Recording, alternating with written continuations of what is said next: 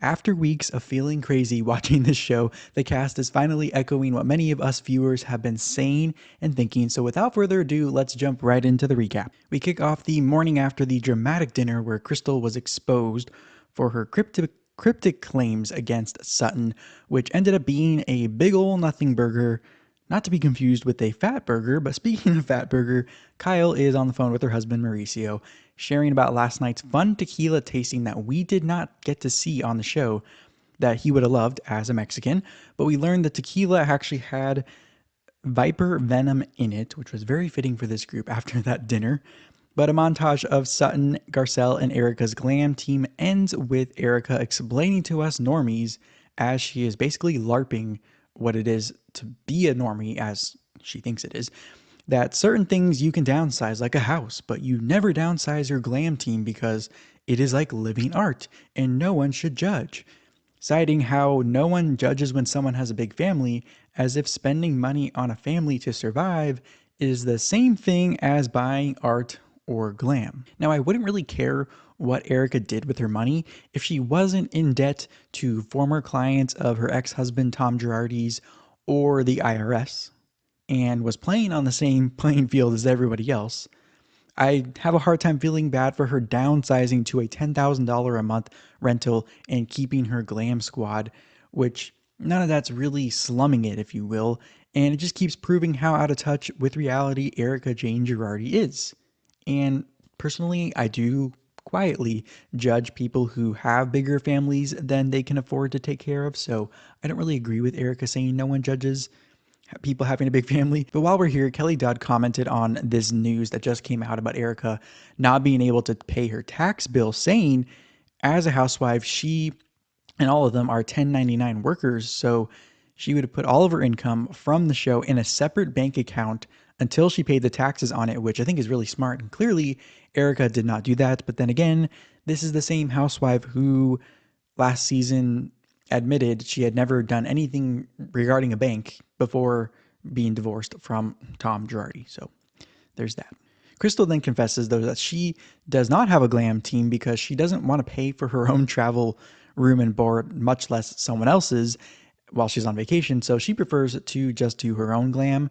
Crystal and Sutton, of all people, then arrive to breakfast on the beach first together, which is strange, but apparently the tequila tasting after dinner and one night of sleep was enough to heal the wounds of things for now. But the complete group starts eating, where Garcelle asking for bacon invokes Diana to call out Sutton for being a bacon eating vegetarian, which she says in no language that she speaks or any culture she's from is that a real thing. Followed by the self-proclaimed hostess without the mostess, Dorit, arriving last because she could not sleep on her own without overthinking and hyperventilating post-robbery. Still very confused on how her and PK are handling the fallout from the home invasion, but we're just going to move on for now. Erika then responds to Crystal's compliment on how she speaks, blaming her new, even though it's 1 year plus old, antidepressant Lexapro for her new attitude, saying there is still sadness in her, I believe in reference to the divorce part, not the lawsuit, but also happiness in spending time with friends and having some sex while staying in the moment and not in the past. It must be nice for her to be able to do that. But anyways, Garcelle then asks, would we know if you were not taking the medication? Which I thought was a fair question. And Erika says, well, if you think I'm irritable now, I was really mean before. And Garcelle says, you mean borderline bully mean? Which Erika seems to be proud of the bully title, citing a lawsuit filing just that day, calling her a bully and asking everyone, do you think I give a fuck? I wear that with a badge of honor. At least she's being consistent and on brand with her zero fucks given attitude, but it still doesn't sit well with me, and I don't think very many people. But Erika then justifies the claims she uses the same tactics Tom used to bully and intimidate people by pulling the women card, saying women are supposed to be quiet and sweet and agreeable until you get your ass handed to you. What are you supposed to do? Take it lying down? No, you have to fight for yourself, and if you're called a bully, then so be it. And one thing I want to touch on before we move on, I said last season, and I think partly sometime this season so far, I wonder if Erika would ever be getting paid or will get paid by Lexapro to endorse their product, but Now I'm thinking that was probably not going to happen if it hasn't already. I haven't checked her Instagram lately, but I think it would be dumb of them considering she's seen not only the stink around her regarding all the legal stuff, but also her potentially mixing alcohol with this drug, which might not be recommended. So let me know what you think of that.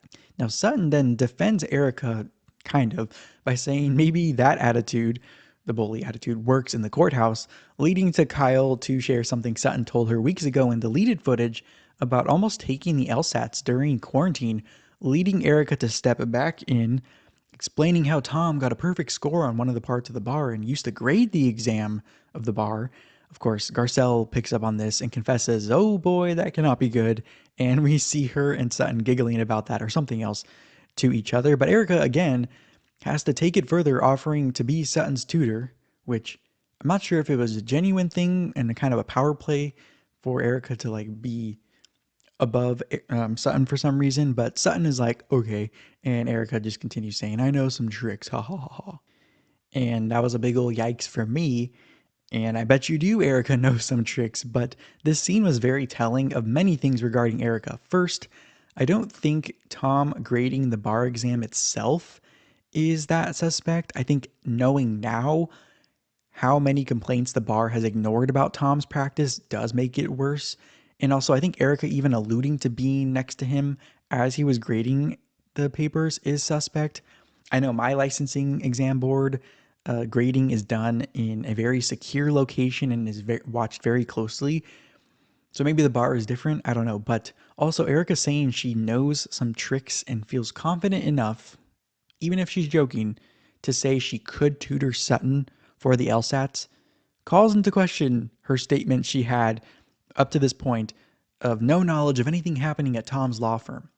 Now, I get this was kind of a fun, lighthearted conversation on a girls' trip, but if she was so concerned about looking guilty or not, she wouldn't be talking about this. But then again, this just shows how out of touch Erika is, but also shows how she might have felt in the clear at this point, but also further proving Garcelle right from episode 1 saying Erika may be jumping the gun. So conversation quickly turns to Rinna again talking about Lois, sharing how they met with a medium as her mom was passing, and the sign that her mom was around is a flock of birds.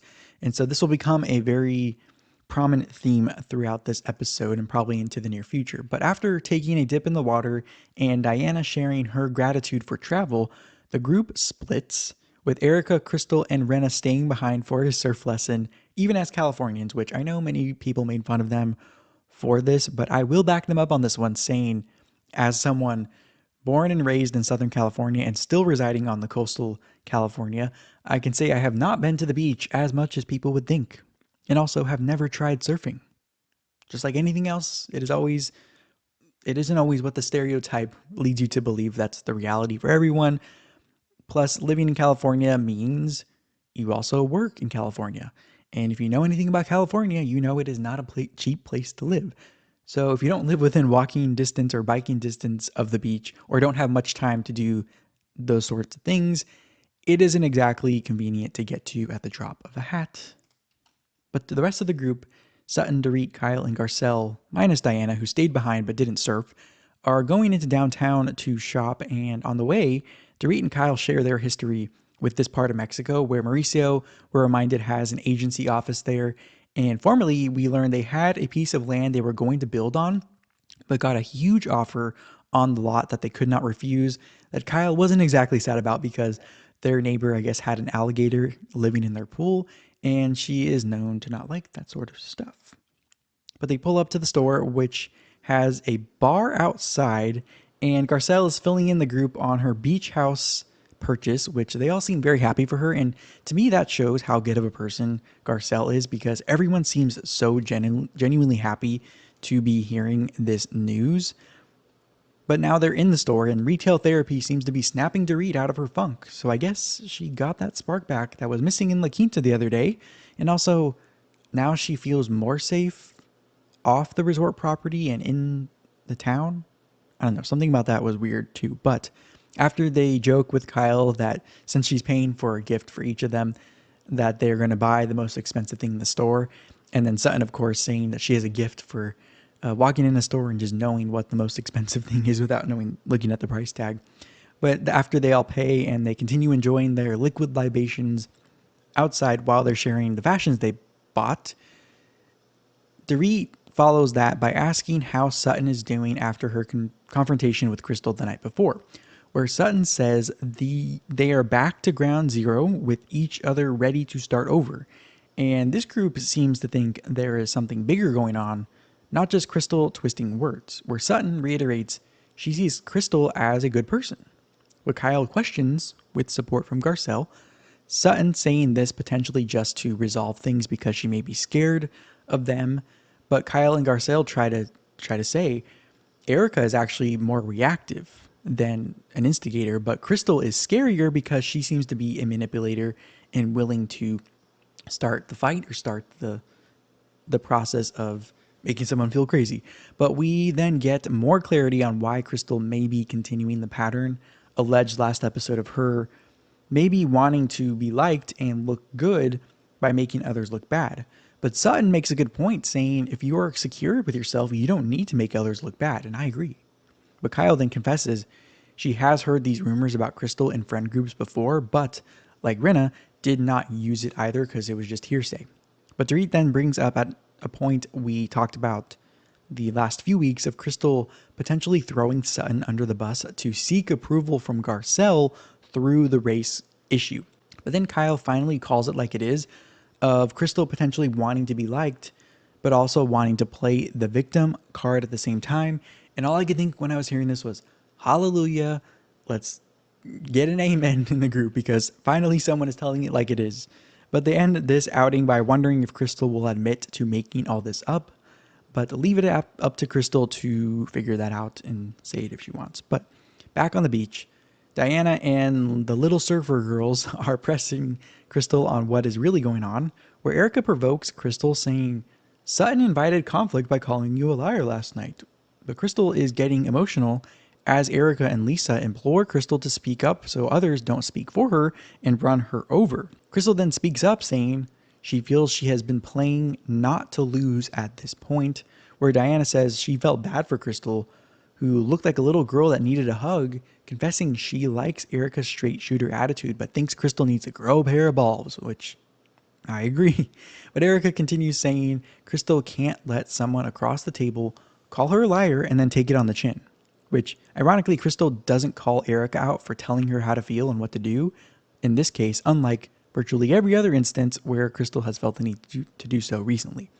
But Rinna then says she knows the friend group that Crystal is referring to as far as this 14-person group she had a falling out with, and was told this by Crystal herself. And I kind of relate to Rinna's confessional saying, wow, I don't even have 14 friends to fall out with. So maybe this indicates that Crystal's problem is she goes for quantity over quality with her friends.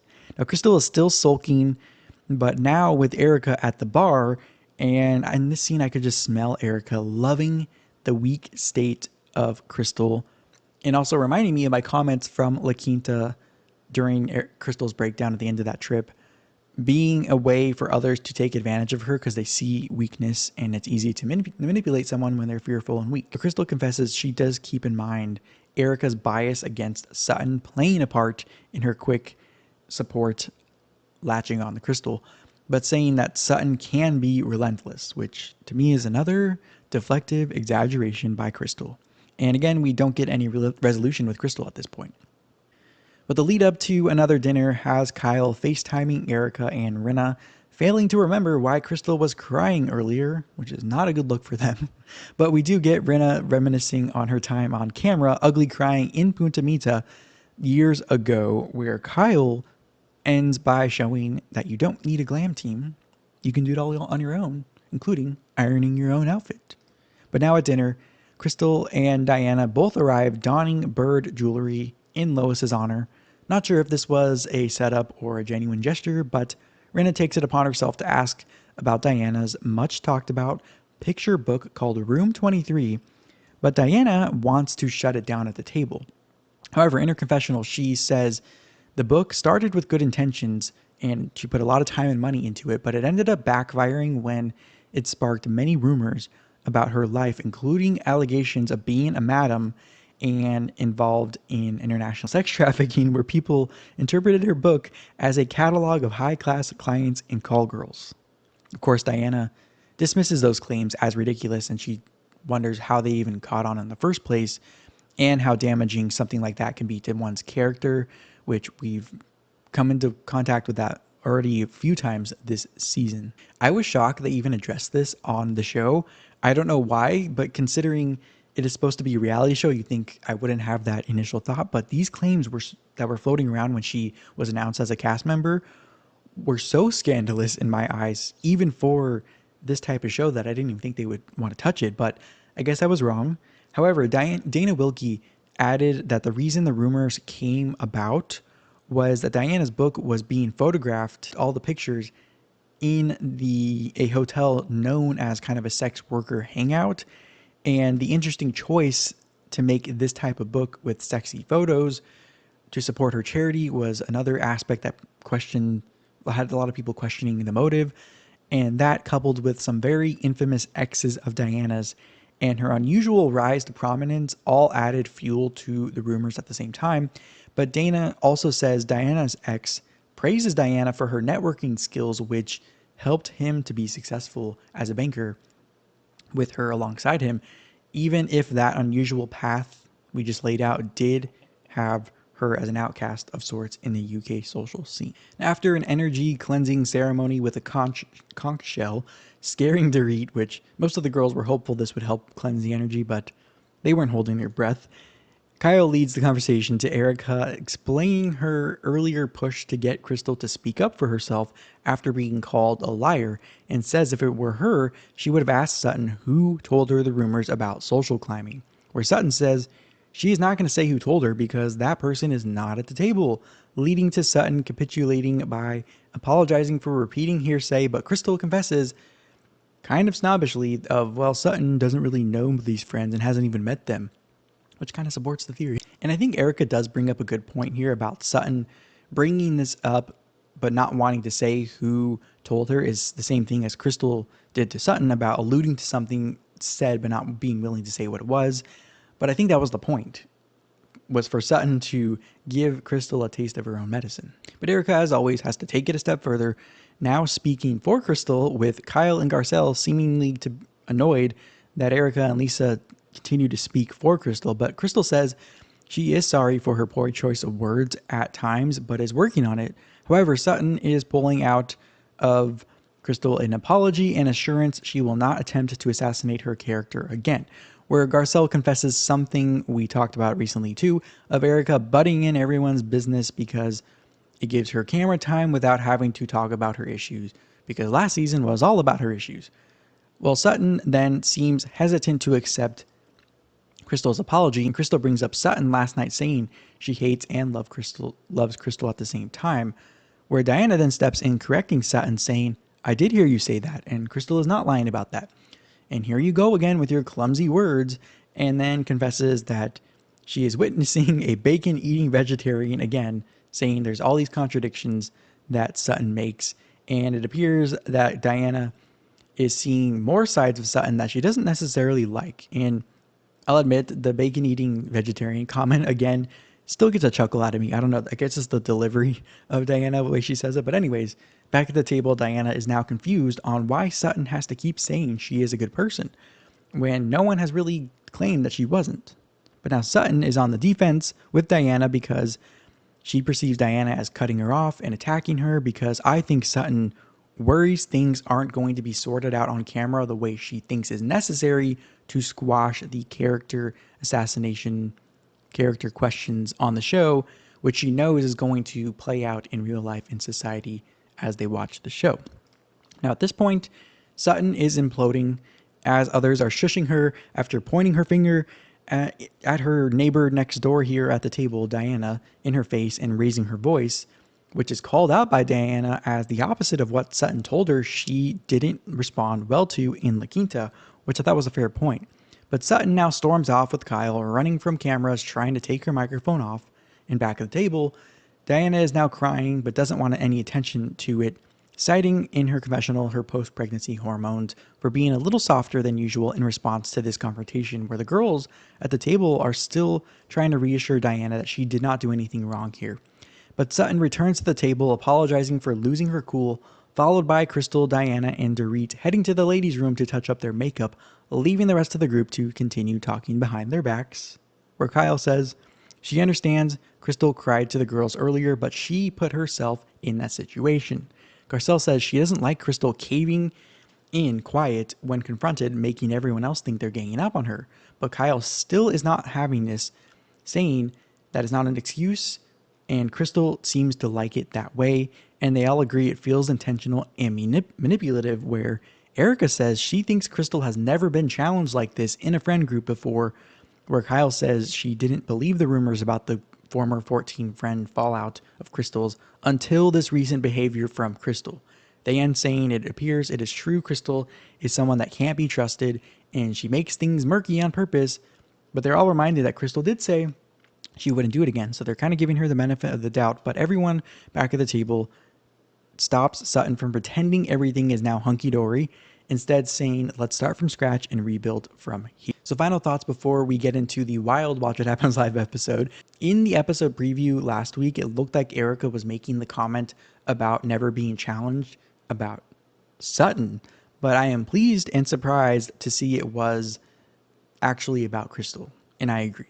And this last scene reminded me, again, how similar Crystal and Sutton are in terms of sensitivity and clumsy word choices in certain situations, but I'm thinking that is where the similarities end. But now to Kyle's doozy of a Watch What Happens Live appearance. First, she called out Crystal for lying last week on Watch What Happens Live about there being more to the Sutton story, saying Crystal tried to save face for being a newbie, not thinking they would show a flashback to unseen footage, where Kyle says that doesn't really work because the girls don't get any favors from producers and production on that front. So if the cameras were there for some other thing, then they would have shown it. And also, I think Kyle had no problem saying this since Crystal basically called her a racist last week in her confessional and called her stupid on Watch What Happens Live. But on that note, Kyle defended herself also for using the term gaslighting, saying, how can Crystal say I don't remember because I was drunk for a conversation I wasn't even present for? Makes sense to me, pretty valid. But on the after show, Kyle said she doesn't think Crystal knew what she was signing up for when she joined the show. So thank you so much for tuning in for this episode 6 recap. I hope you will join me for the next one. As always, click around the channel for more. Thank you for having me in your online life, and I will talk to you in the next one.